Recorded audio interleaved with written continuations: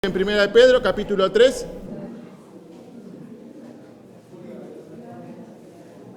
A mí me toca a partir del capítulo, versículos 8 y 9. Y dice así, versículo 8. Finalmente, sed todos de un mismo sentir, compasivo, amándoos fraternalmente, misericordioso, amigables, no devolviendo mal por mal, ni maldición por maldición, sino por el contrario, bendiciendo, sabiendo que fuisteis llamado para que heredéis bendición. Padre, te doy gracias por tu amor. Gracias, Señor, por tu misericordia. Gracias por este privilegio, Señor, esta oportunidad para hablar a tu pueblo, Señor, a tu iglesia. Te ruego que me ayudes, que me asistas, Señor, que pueda hablar fielmente de tu palabra, Señor. Y te ruego también por nuestros corazones, Señor, que los prepares, que estén atentos, Señor, a tu palabra y que podamos ser transformados, Señor, a través de ella. Agradeciéndote, Señor, por este tiempo, en el nombre de Cristo Jesús. Amén y amén. Puede tomar su asiento si así lo desea. Dios les bendiga. Qué bueno es estar nuevamente aquí en este lugar, pudiendo compartir la palabra del Señor. Y como veníamos hablando, estamos en Primera de Pedro, capítulo 3, versículos 8 y 9, recordando brevemente lo que el apóstol Pedro nos viene hablando desde el capítulo 2, que nos habla de nuestra responsabilidad, ¿no? de ser sumisos, ¿no? Nos vino hablando de la sumisión, de los creyentes debemos ser, sumisos a nuestras autoridades civiles, ¿no? Los esclavos, vimos, ¿no? Habló de la sumisión de los esclavos para sus amos, y vimos que hicimos un paralelismo con la actualidad, ¿no? Que ahora no hay esclavos, no hay amos, sino hicimos un paralelismo con el empleado y el patrón, ¿no? Cómo deben ser sumisos. También hablamos de la sumisión de la esposa hacia el esposo. También vimos cómo los esposos deben tratar a sus esposas. Y lo que hemos visto que toda persona, ¿no? debe estar sujeto a alguien. Y aquellos que están en autoridad tienen que aprender a someterse, deben estar sometidos a aquel que está por encima de todos, o sea, nuestro Señor Jesucristo. Todos debemos someternos a Él. Los ciudadanos tenemos que someternos a las autoridades, pero las autoridades deben someterse a Dios. Los esclavos deben someterse a sus amos, sus empleadores, pero nuestros empleadores, nuestros jefes, deben someterse a Dios. Las esposas deben someterse a sus esposos, pero sus esposos deben someterse a Cristo. Vemos esto, y esto es lo que nos viene hablando el apóstol Pedro, y el contexto en el que Pedro le está hablando a estos creyentes, le está hablando de sumisión, y ellos no están en un lugar tranquilos, cómodos, escuchando lo que Pedro le está diciendo. El contexto de donde Pedro está escribiendo es una iglesia que está siendo perseguida, hermanos que están siendo perseguidos por su fe, personas que son insultadas, maltratadas, quizás echadas de sus propias familias, por no negar su fe, por no negar a Cristo. Obviamente que el contexto es mucho distinto y es mucho más difícil poder ser sumisos con alguien que nos trata mal. Pero Pedro se está dirigiendo a esta iglesia perseguida, y le está diciendo a los hermanos cómo deben comportarse en esta sociedad. Nos habló de cómo debemos comportarnos y ahora nos va a hablar como creyentes cómo debe ser nuestra relación con nuestros hermanos en la iglesia y nuestra relación con el resto de las personas, aquellos que no conocen a Dios. Cómo debemos comportarnos. Nos va a dar 5 características de cómo debe ser nuestra conducta como creyente. Y arranca el versículo 8 diciendo, finalmente, Pedro está llegando a una conclusión. No es que está terminando su carta, sino que está concluyendo una idea que nos viene hablando de la sumisión. Él nos va a decir cómo debemos vivir los cristianos en este mundo. Cómo debe ser nuestro carácter, cómo debe ser nuestra forma de conducirnos en este mundo. Y menciona 5 cosas que debe caracterizar a los hijos de Dios. Y lo vamos a ver en el versículo 8. Lo primero que vemos dice, sed todos de un mismo sentir. Y acá cuando dice sed todos, en el griego significa que todos los creyentes deben ser así. No solamente para los pastores, no para los diáconos, no para aquellos que están cumpliendo una función en un ministerio, sino para cada creyente. Para cada persona que ha aceptado a Cristo como su Señor y Salvador, es esto que Pedro le está queriendo decir. Sed todos de un mismo sentir. Está hablando a la iglesia en general, aquellos que estaban siendo perseguidos, a la mayoría, y también nos habla a nosotros. No solamente a aquellos expatriados, sino también nosotros. Todos estamos dispuestos a tener un mismo sentir. Pero si ese sentir, ese mismo sentir, es el que yo siento, no el que siente mi hermano. ¿No? Muchas veces decimos, no, todos tenemos que tener el mismo sentir. Pero ese mismo sentir tiene que ser de acuerdo a como a mí me gusta. Y no es lo que está queriendo decir. No nos habla de que todos debemos tener la misma opinión.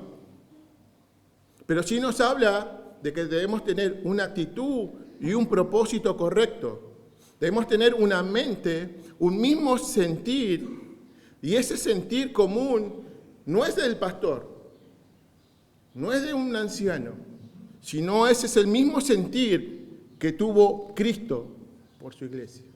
Ese es el mismo sentir que debemos tener como creyentes cada uno de nosotros.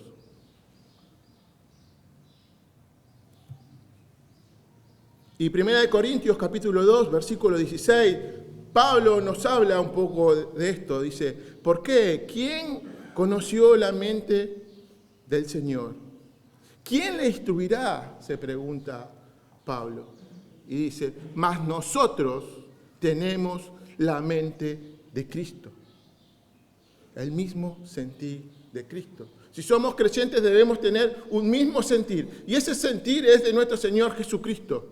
Este mandato que nos está dando nos muestra la necesidad, lo importante que es para nuestras vidas conocer la palabra de Dios.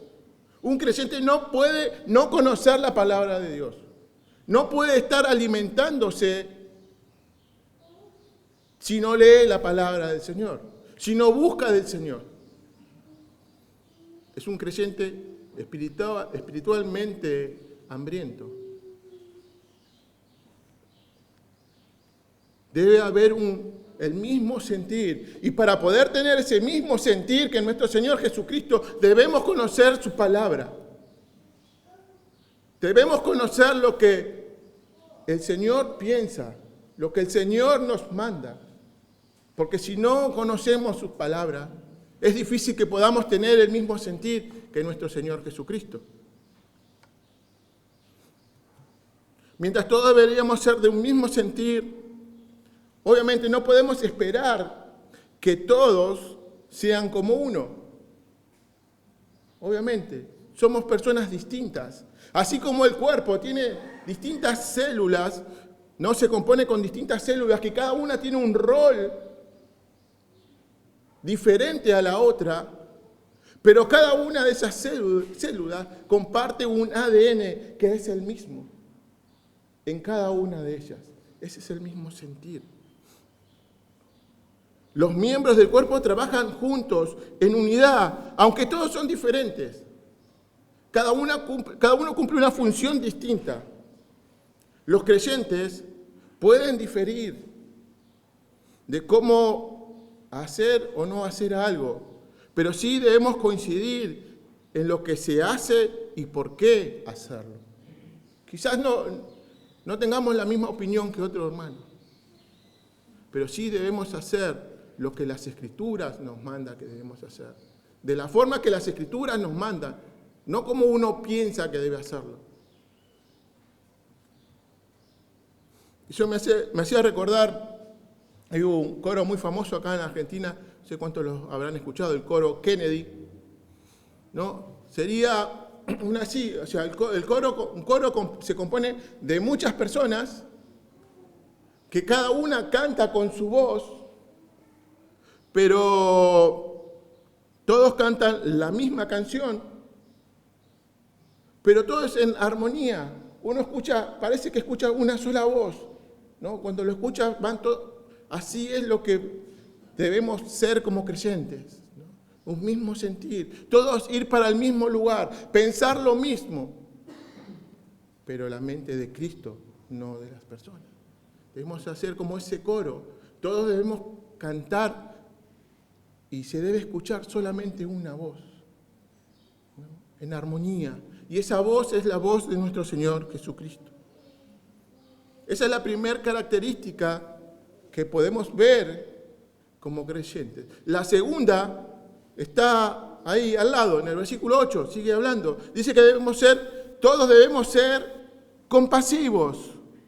Debemos tener un sentir por y con la necesidad de otros. Debemos compartir las alegrías como las tristezas. Pablo en Romanos capítulo 12, versículo 15 nos dice, gozaos con los que gozan y llorad con los que lloran. La compasión es dolerse con el dolor de otro. Esa es la compasión. Cuando hablaba el pastor, hablaba del kilo, ¿no?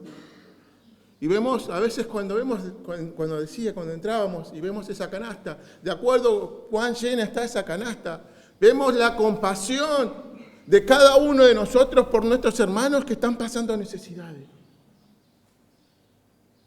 Usted puede salir afuera y mirar esa canasta y se va a dar cuenta si somos compasivos con nuestros hermanos. Si realmente nos estamos poniendo en el lugar de nuestros hermanos que están pasando necesidad. Y una de las dificultades que cada uno de nosotros tenemos para dolernos con el dolor de otro es que estamos centrados en nuestros propios dolores.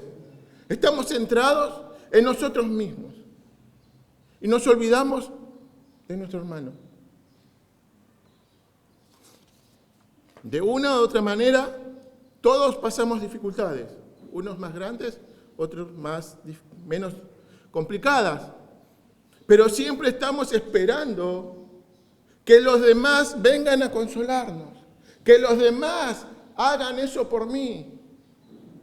Pero yo, ¿qué estoy haciendo? Siempre estamos esperando y nos quejamos y decimos, no, pero nadie me vino a ver. Nadie me llamó. Nadie hizo nada por mí. Nadie se consuela conmigo. Siempre buscando excusas, justificándonos, queriendo ser más buenos, ¿no? Queremos que somos el centro del universo. Estamos tan pendientes y ocupados en nosotros que nos olvidamos de ver el dolor del otro. Estamos tan encerrados en nuestro yo, en nuestro ego, en mis cosas. Yo soy el importante, yo soy el centro, que nos olvidamos de nuestro alrededor. Nos olvidamos de ser compasivos con nuestros hermanos. Y una forma práctica de que podamos mostrar compasión por los demás es conocerlo. Cuando vamos al break, el break es una buena manera de mostrar compasión por mis hermanos. ¿Qué hacemos cuando vamos al break? Cuando hablamos con un hermano, ¿de qué le hablo? ¿Le pregunto cómo está? ¿Le pregunto si necesita oración? ¿O solamente le hablo de mí? de lo que yo hice, de lo que yo quiero hacer, de lo que yo quiero que hagan por mí. El break es un buen momento. Obviamente que hay algunos que por la distancia quizás no tienen tiempo de desayunar. Y está bueno, pero la idea no es esa. La idea es de mostrar compasión. No es un momento de venir y comer, decir, bueno, voy a desayunar. No es la idea. La idea es de poder edificarse unos a otros. Poder entender la situación de mi hermano por lo que está pasando. Si necesita algo. ¿Por qué no vino el domingo pasado? Quizás no tenía dinero para venir.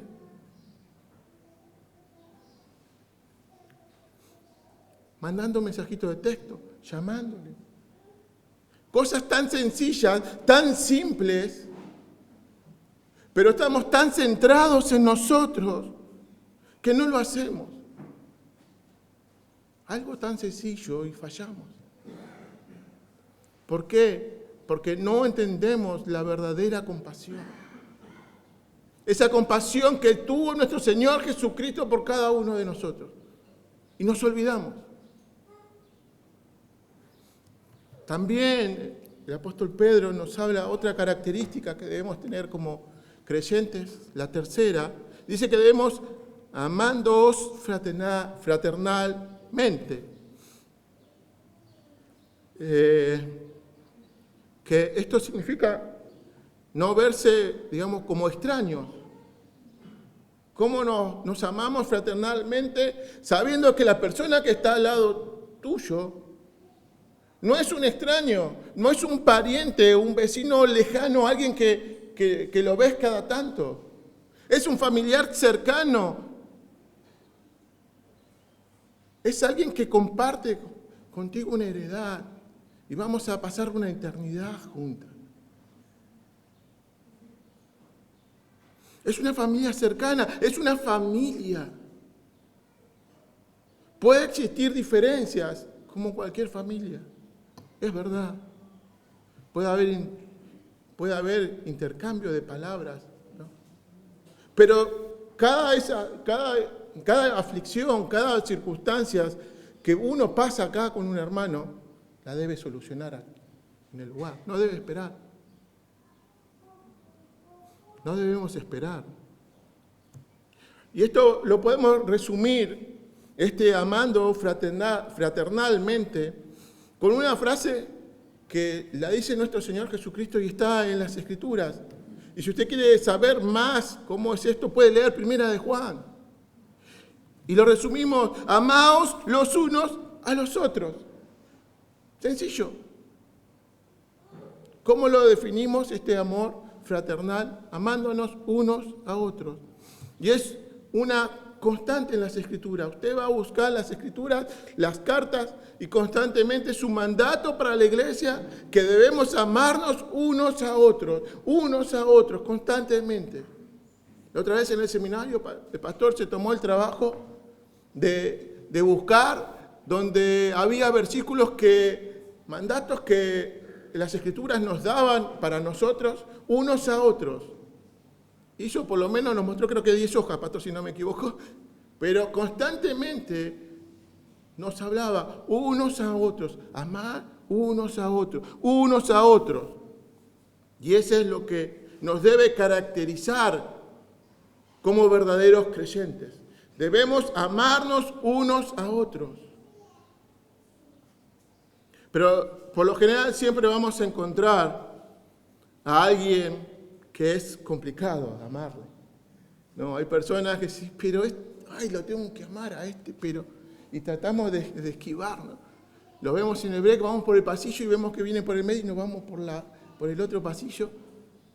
Porque este hermano es difícil de amar.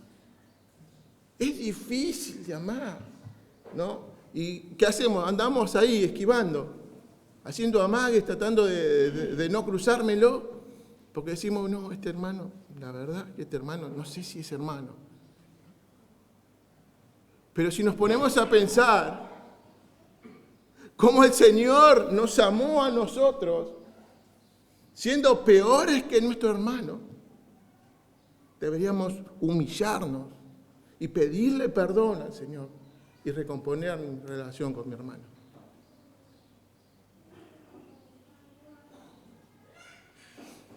Por eso la palabra dice, ama a tu prójimo. ¿Como quién? Como a ti mismo. ¿Por qué? Porque nos amamos tanto a nosotros mismos que no tenemos lugar para amar a alguien más. Porque nosotros somos el centro de nuestra vida. Y esto es algo tan difícil, ¿no? Luchar con nuestro ego, luchar con nuestro egoísmo. Es más, cuando salimos por la puerta de nuestra casa y vamos manejando y uno se te cruza y ya te olvidaste de amarlo. Con nuestras parejas, nuestras esposas, los esposos. A veces no nos levantamos bien y es difícil de amar. Pero nos pensamos en nuestro Señor Jesucristo y decimos, wow, Señor, tú nos amaste siendo inmerecedores de tu amor. Inmerecedores de tu amor. Debemos entender, Dios nos llama a amar a nuestros hermanos. Debemos amarnos unos a otros. ¿De qué forma? Como a mí mismo. Como a mí mismo. Y este amor fraternal va a hacer que la iglesia, cuando cada uno de nosotros nos amamos unos a otros, nos amamos fraternalmente, este amor fraternal entre nosotros va a crecer. Y la iglesia se va a ser fortalecida. ¿Por qué? Porque todos vamos a tener un mismo sentir, un mismo pensamiento, una misma mente. Y esa es la mente de nuestro Señor Jesucristo. Juan, en su primera carta, en el capítulo 4, versículos 20 y 21, nos dice, si alguno dice, yo amo a Dios y aborrece a su hermano, es mentiroso. Pues el que no ama a su hermano, ¿a quién ha visto? ¿Cómo puede amar a Dios a quien no ha visto? Y nosotros tenemos este mandamiento. ¿Cuál mandamiento?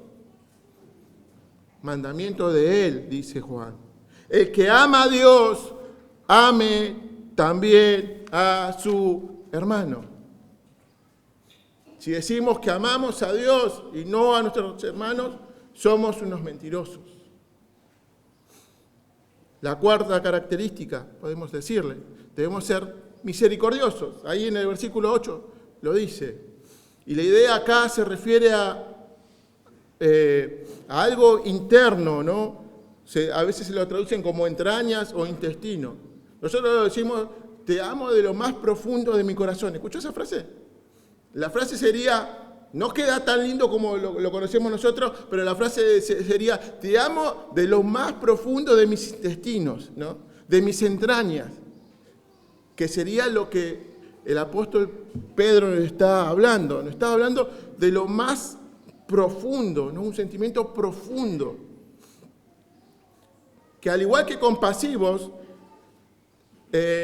simbolizan lo mismo, es estar afectados por el sufrimiento de otro, ¿no? Como para sentirlo profundamente.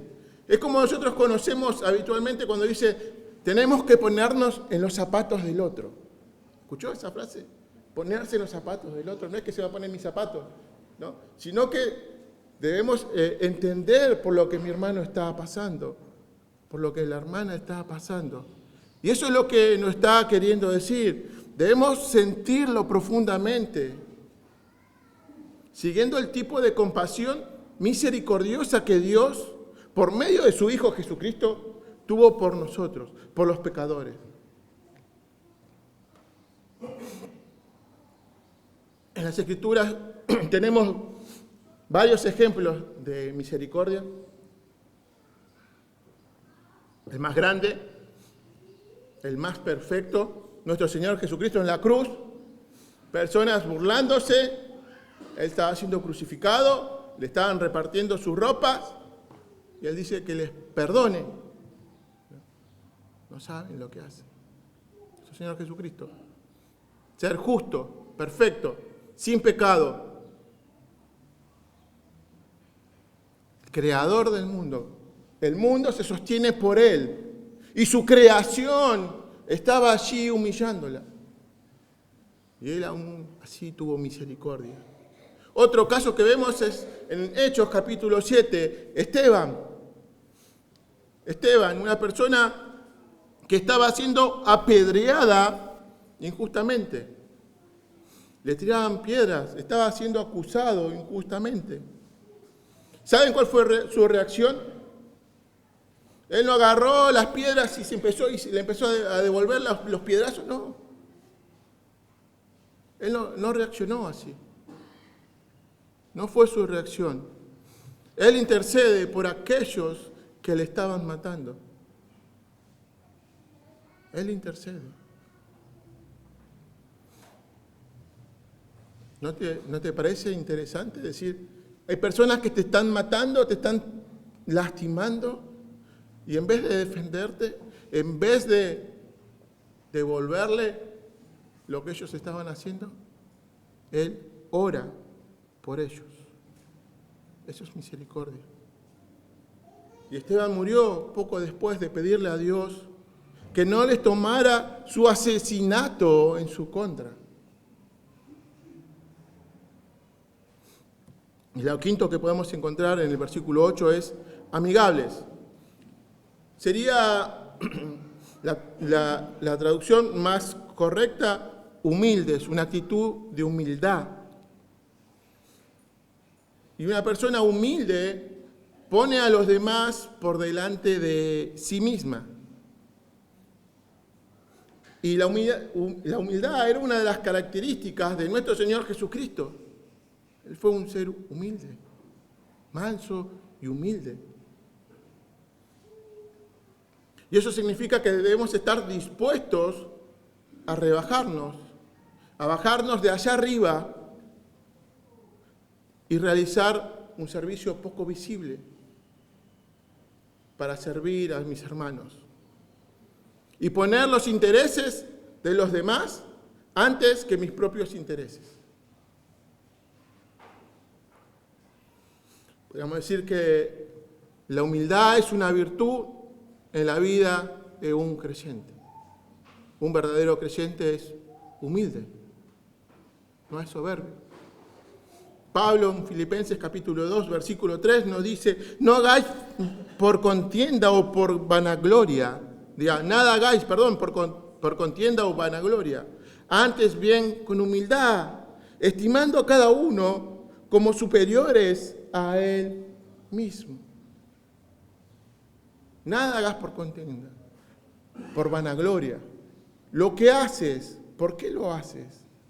¿Por qué hacemos lo que hacemos? ¿Hacemos por vanagloria? ¿Lo hacemos porque queremos ser mejor que otros?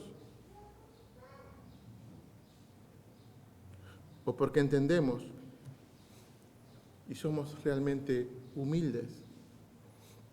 Y aquí en el versículo 8 vimos cómo debemos comportarnos con respecto a nuestros hermanos en la iglesia. Y a partir del versículo 9, Pedro también incluye al resto de las personas, al resto de aquellos incrédulos, aquellas personas incrédulas. Y dice en el versículo 9, no devolviendo mal por mal, ni maldición por maldición, sino por el contrario, bendiciendo, sabiendo que fuisteis llamados para que heredéis bendición. Pedro está diciéndonos, cuando reciben maltrato, cuando son insultados, cuando no se les tiene por estima, no debemos devolver mal por mal ni maldición por maldición. En otras palabras, nos está diciendo, deja de responder. No contestes un agravio con otro agravio. No contestes un insulto con otro insulto. Quédate callado si vas a hacer eso. No lo hagas. Si un creyente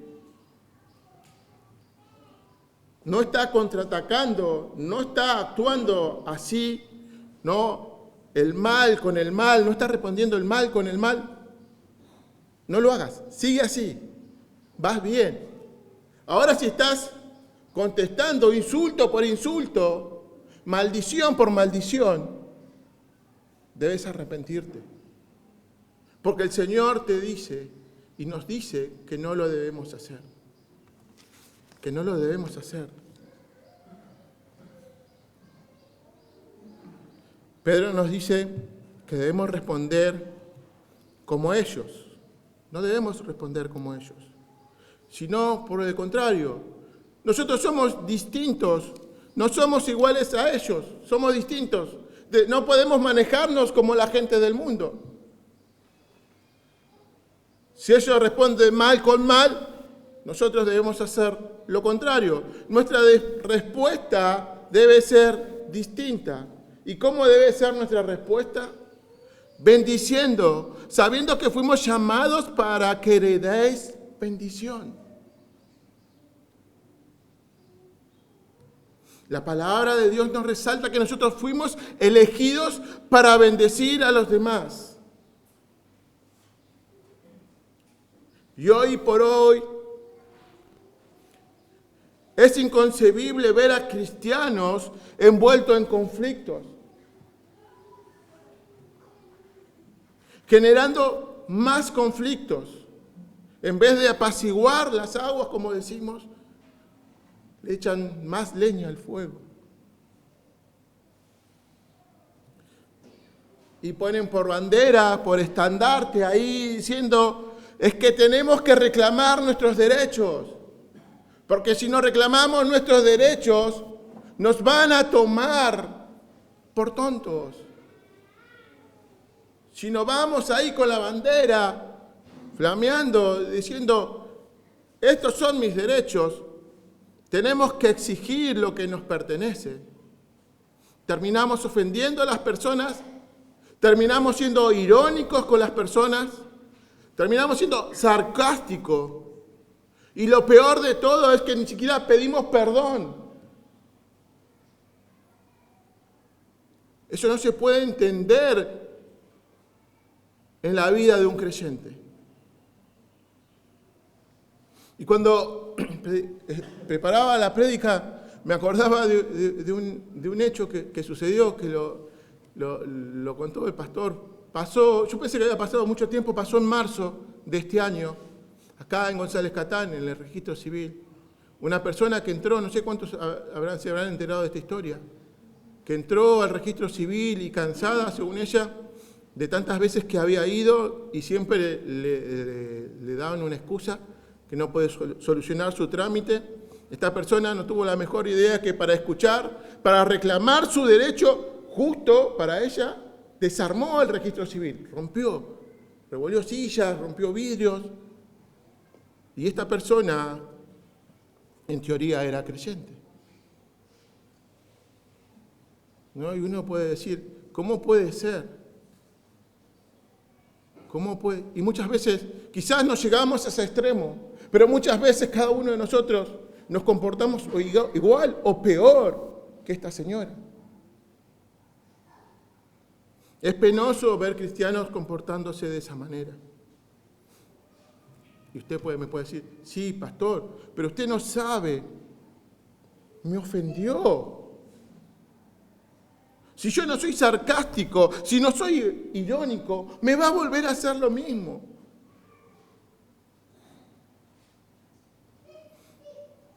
Pero pregunto en verdad, ese cambio que en teoría se produce siendo sarcástico, siendo irónico, rompiendo algo, devolviendo mal por mal, ¿va a producir algún cambio? ¿Va a producir un cambio permanente? ¿Un cambio pasajero? ¿Algo temporal? Puedo asegurar que quizás le funcionó ese día, pero otro día no creo que le funcione. Son algo temporal. La Biblia nos plantea y nos dice que los cambios se dan permanentemente. ¿Pero cuándo? ¿Cuando actuamos de esa forma? No, cuando bendecimos a los demás. Y si hoy tienes problemas en esta área y has reclamado o reclamas con vehemencia algo que para cada uno de nosotros puede ser justo, si lanzamos palabras ofensivas, sarcasmo, ironía como un mecanismo de defensa, recuerda que cada uno de nosotros hemos sido llamados para bendecir y para heredar bendición. Recuerda, no eres igual que el mundo. No debemos comportarnos igual que el mundo. Somos distintos. Y Pedro le está escribiendo a personas que estaban siendo perseguidas, que estaban siendo maltratadas por ser creyentes. Y nosotros no estamos pasando ni una cuarta parte de lo que ellos estaban pasando.